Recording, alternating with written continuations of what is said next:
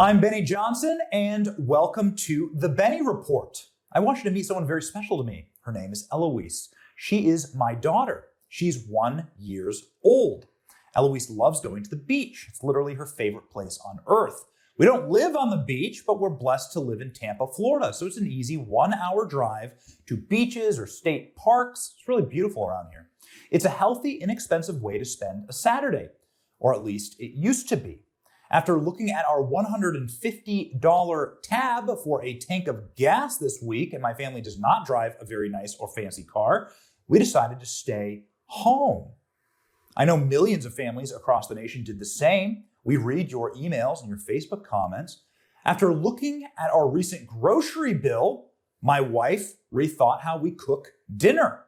It's costing my family twice as much to fill up our fridge and our gas tanks. And after cringing at the highest inflation since the Civil War, we've deeply rethought how we save our money. 8% of every dollar that you have saved has been evaporated forever due to Joe Biden's inflation. And it's just getting started, if you believe the experts. If this is happening to my family, it's definitely happening to yours. We're just regular middle-class Americans, like most people. Analysts are saying that Biden's cratering of the economy will cost the average American family an extra $3,000 a year. According to the Federal Reserve, the average American household has a median balance of $5,300 in savings. So in 1 year of Joe Biden's economy, you have wiped out the savings accounts of most American families. That's destabilizing for our middle class. It's actually the death knell for the middle class. Energy, food, and security is no small matter. A day at the beach with my daughter may seem like a small, irrelevant thing, but that's my kid you're talking about. And hundreds of millions of other American children will also have to suffer because of this. So ask yourself something, as a parent, honestly. Does the future for your children look brighter or darker, given the revelations of the past few years? The COVID crisis, the inflation crisis, the Ukraine crisis, the border crisis, gas crisis, food crisis. Don't think too much about it, or you won't be able to get any sleep. If there is one thing that recent history has taught us, it's that parents are the most powerful political party in the country. Parents can flip a blue state red in a single election and can crush a school board into a tinfoil ball if they wish to. What do all parents across the country have in common? Well, they all want to leave this place better for their children. The largest existential threat to your children is that they will inherit a diminished, broken America and a worthless American dollar. Along with that will come an America that can't defend itself in a dangerous world. These are civilization killers. Mark our words. So how did we get here? Well, inflation is simply a function of scarcity. On your screen is the number of American dollars in circulation versus the rate of inflation. See a trend? Case closed. Under the Biden and Trump administrations, $7 trillion were rolled off the hot presses in DC, printed out of literally nothing, not worth the paper they're printed on. That's 50% of all dollars in circulation. This is not healthy, but neither are our leaders. Do you know that this country is led by 4 people with the combined age of 311 years old? That's older than America. If you add the Treasury Secretary, Janet Yellen, who's making all these bungled, nincompoop decisions for our currency, well, it's nearly 400 years old. That's twice the age of America. Hate to be macabre here, but most of the powerful leaders in our country are way past their expiration date. Why are we letting people who will not be here in 10 years destroy this place? It's a good question. This week, we learned that Congress voted itself a 21% pay increase, according to Roll Call. Go ahead and check it out.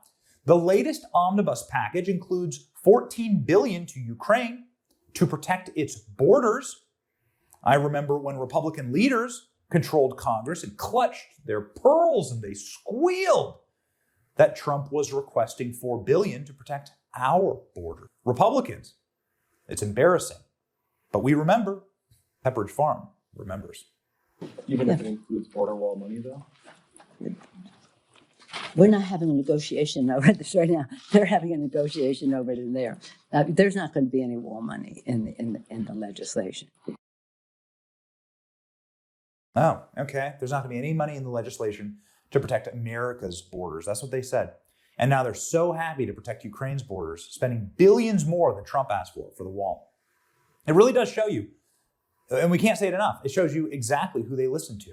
And it shows you exactly where their priorities are. And unfortunately, it's not with you or your safety or your children.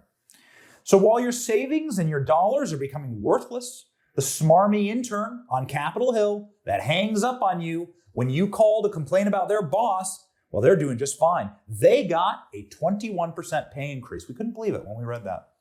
There's no sign of stopping these fiscally suicidal maniacs from spending like drunken sailors in a whorehouse. In politics, this is what's called piercing the veil, when a direct action of an incompetent government begins to have real-world effects on Americans and make your life more painful. The only purpose of government is stability and security. When our government loses this objective or actively makes things worse, it's time to question the very existence of that government. The founders sure did. That time is right now. Oh, and by the way, it's not just the Let's Go Brandon crowd saying this, even though I love you all. Comedy Central's Daily Show host, Trevor Noah, is one of the most famous comedians in the world. Go ahead and listen to what he had to say this week. But either way, man, there is no denying that Saudi Arabia isn't playing ball with Joe Biden. And you know what? You can say what you want, but this would have never happened to Donald Trump. Never. No one was ever ignoring Donald Trump's calls. Yeah, because if you ignored Donald Trump's calls, you didn't know how he would respond. Maybe he'd send an angry tweet, or maybe he'd just ban your country from everything. You don't know. That's why I bet in these situations, Biden actually wishes that he could hire Trump to step in as president wildcard. Just keep everyone on their toes. Because if Trump was calling, you best believe the UAE, they'd be racing to pick up the phone. Oh, Mr. Trump, we're here, hello? Too late, Ahmed. You made me wait 2 rings. We're bombing the UAE and the UFC, just in case. Very good Trump impression. I loved that. It was amazing to see it. But it's not just one comedian. It's an entire system of people questioning right now our political leadership. Check out the red pills getting dropped on primetime CNN. Do everything I can to minimize Putin's price hike here at home. We understand Putin's war against the people of Ukraine is causing prices to rise. People are already feeling Putin's price hikes at the pump. Make no mistake, inflation is largely the fault of Putin.